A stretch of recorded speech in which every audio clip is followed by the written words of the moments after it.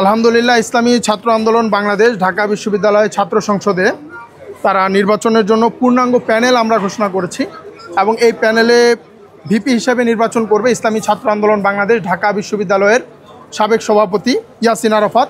GS হিসেবে নির্বাচন করবে ইসলামী ছাত্র আন্দোলন বাংলাদেশের assistant secretary general Khairul Ahsan Marjan এবং এজিএস হিসেবে নির্বাচনে লড়াই করবে ইসলামী ছাত্র আন্দোলন বাংলাদেশ ঢাকা বিশ্ববিদ্যালয় শাখার সাধারণ সম্পাদক সাইফ মোহাম্মদ আলাউদ্দিন।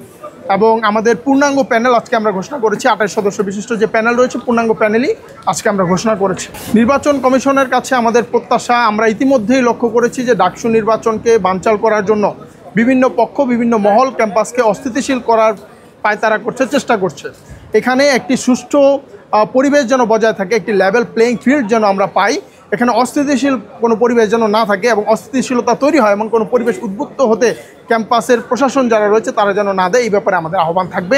একটি সুষ্ঠু, সুন্দর এবং আনন্দমুখর একটি ডাকসু নির্বাচন আমরা দেখতে চাই। এখানে দেখেন, ক্যাম্পাসের স্বার্থে আমরা বলেছি, আমাদের আমির ইতিমধ্যেই ইসলামী আন্দোলন বাংলাদেশের যিনি আমির রয়েছেন জাতীয় নির্বাচনে তিনি বলেছেন যে ইসলাম, দেশ, মানবতার কল্যাণে যারাই কাজ করতে চায় তাদের সাথে তিনি সমন্বয় করবেন। ঠিক একইভাবে এই ক্যাম্পাসে যারা ক্যাম্পাসের কল্যাণে, শিক্ষার্থীদের কল্যাণে এবং মানবতার কল্যাণে, ইসলামের কল্যাণে কাজ করতে চায়, আমরা তাদের সাথে সমন্বয় করতে প্রস্তুত রয়েছি।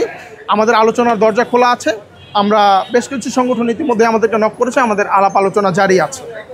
সকলের মতামতের প্রতি শ্রদ্ধা এবং সম্মান রেখেই আমরা বলবো যে সবাই সকলের মত চর্চা করুন।